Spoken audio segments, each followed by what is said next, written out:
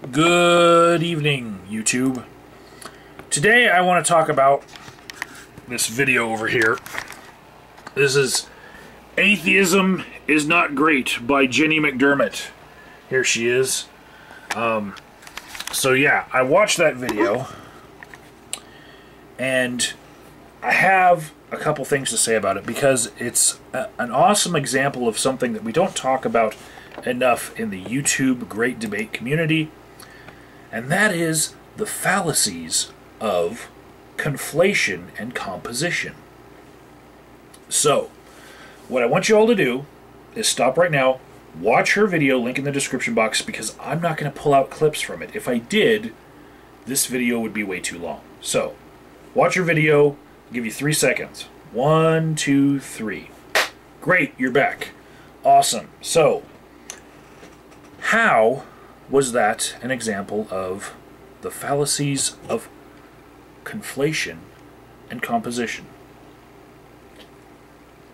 Well, see, we've got two groups. Two of them, okay? We've got atheists who were aware of Christopher Hitchens being on the Fox News channel in 2007 and having opinions about it and cheering him on when he was basically not the least bit sad that Jerry Falwell had passed away. And he didn't care about Jerry Falwell's family at all. There's that group of people who watched that incident and knew about it and had opinions about it and were cheering him on, right? Then there's this other group of people, 8 years later, who are part of the YouTube Great Debate community that currently pays attention to Thunderfoot, Anita Sarkeesian, Bewildered Ape, and everyone else that Jenny McDermott talks about in her video. Okay? Got that? Okay. In the first minute of her video, she says that few atheists criticized Hitchens, and many self-described secular humanists were gleeful. Right? It's also conflation to say that, you know, atheists are secular humanists, because you don't have to be an atheist to be a secular humanist. But the only atheist that she cites with a specific example that holds Christopher Hitchens' opinion of fuck Jerry Falwell, he was a horrible person and I don't care about his family, the only person that she cited was Christopher Hitchens' fucking self, right? None of the other people talked about in the video were shown to have had an opinion about that moment in time in 2007, 8 years ago, right? So she glosses over this conflation of these two groups. 2007 atheists who knew about Christopher Hitchens on the Fox News channel because they watched that channel, and then the 2014-15 Thunderfoot fans, you know, that group of YouTube atheists, after that population boomed, you know, and pretty much doubled in that 8-year span, you know, these two groups. She glosses over that conflation by going right into that atheist community had a massive moralistic change of heart. Okay? Which community? Which one of those? She's conflating them both. Okay? She didn't cite any atheist whose opinions were known on all of these matters. On the Hitchens carelessness about Falwell, or the Sarkeesian carelessness about Hitchens, or the Bewildered Ape carelessness, satire about Thunderfoot. She didn't cite any one person who had an opinion on all of these different events. Alright? And that's what she needed to do in order to make the argument for hypocrisy. She assumes, to the detriment of her video, that the 2007 atheists who watched Fox News when it was, just a fledgling YouTube atheist community back then. Those are the same atheists that are Thunderfoot, his fans, and all atheists in 2014 and 15, because she's really generalizing with this video. So that's a huge fallacy of conflation and composition on her part, because the demographics of those two groups are wildly different, especially the whole watching Fox News part. I mean, you pretty much have to be a little liberal to be a welcomed member of the YouTube Great Debate community. You'll get torn apart if you are Fox Newsified in your brain, okay? Totally different demographics there. And even if there was a fraction of atheists that comprise Thunderfoot's fan base in 2014 and 15 that were privy to Hitchens being on the Fox News channel, they would have had 8 years of reflecting on the values of, their personal atheism and what that means, and what atheism espouses and all that, in that explosion of atheistic thought that happened in that 8 years. It's a great 8 years for atheism, okay? If they adopted a more compassionate set of taboos surrounding speaking ill of the recently dead in that 8-year time, that doesn't necessarily mean that they're hypocritical. Maybe they just changed their mind a couple times on a couple different issues, and they became more compassionate.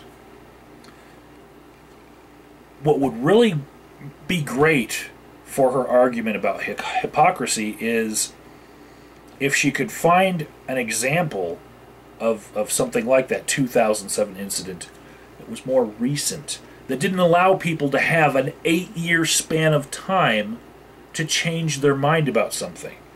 Okay? You're not a hypocrite if you change your mind in light of new facts and information that come out, like what happened in that giant explosion of discussion about what it means to be an atheist. Okay? So, here's what we don't figure out by Jenny McDermott's video. Which camp was Thunderfoot in with regards to Hitchens' position in 2007?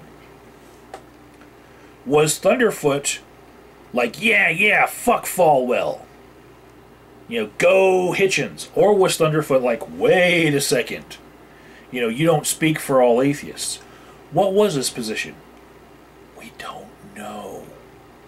And because we don't know, there's a very big problem with the assertions that Jenny is making.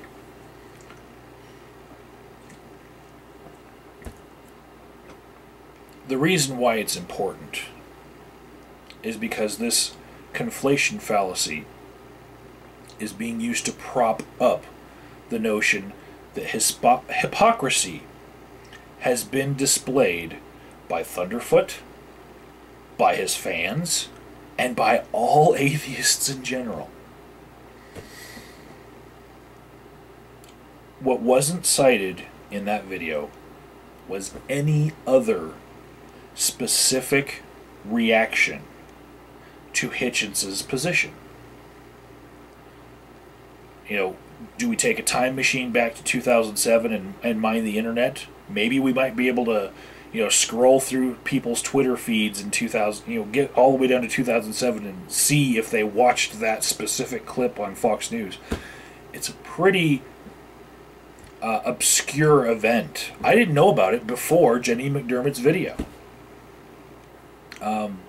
Fox News likes to, pump themselves up, and make themselves seem like they're popular, but I didn't know about that incident at all. So she just assumes that there were atheists who were cheering him on, because of course he's the king of all atheists, right? And we all fall lockstep behind him. she made the claim, she put it in her video, that all atheists held that position in 2007, and that there were very, very, very few atheists, right, that would have had any problem with what he did. Okay? Do I like that Hitchens was a journalist whose journalism career made him very famous for being an atheist? No. Do I like that The Amazing Atheist made it on CNN once? No. Do I like that Bionic Dance made it on Tosh.0 once? No. These people don't speak for me or all atheists. Okay? So,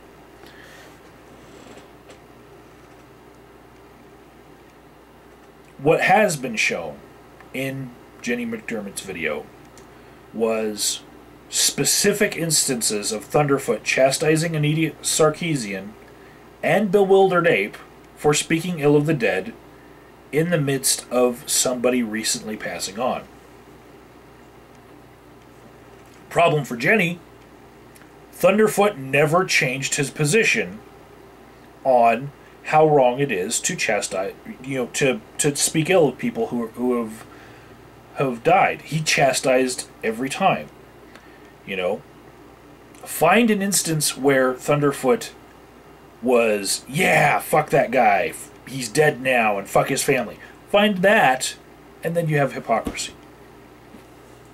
So, none of Jenny's examples show Thunderfoot to hold more than one stance on the sanctity of mourning, in the recent days after someone dies, None of the examples at all show anyone holding two positions on that issue, even at different times. The imagined atheist community in general that is in this video, that had a massive moralistic change of heart, that could be explained by separate individuals that, in that generalized imaginary catch-all of a community, separate individuals having different opinions on the sanctity of mourning periods, with no hypocrisy involved.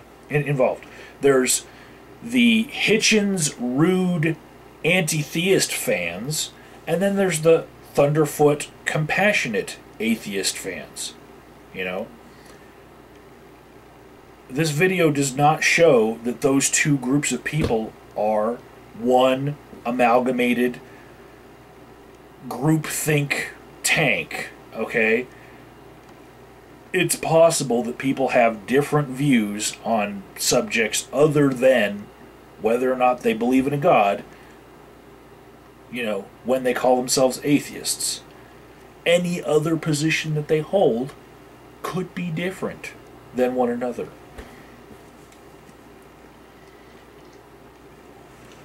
Lastly, I'll say the video was presented well. I see the points that Jenny was trying to make. She just fumbled over the logic when connecting the actions and thoughts of one group and the actions and thoughts of another. And to fix this blunder, I would suggest that she provide more evidence of atheists being gleeful in someone's demise, and make sure that evidence is really recent. Recent enough to not have an 8-year time span in between that opinion and another opinion, okay? And then use the same atheist that had the one opinion for examples of being sensitive to speaking ill of the dead, okay? Got it? So, don't allow for time to go by for 8 freaking years before you measure the same person and then call them a hypocrite because they might have changed their mind. And then make sure that you're comparing the same person's thoughts to the same person. Okay? Because if not, it's apples and oranges. Apples and fucking oranges.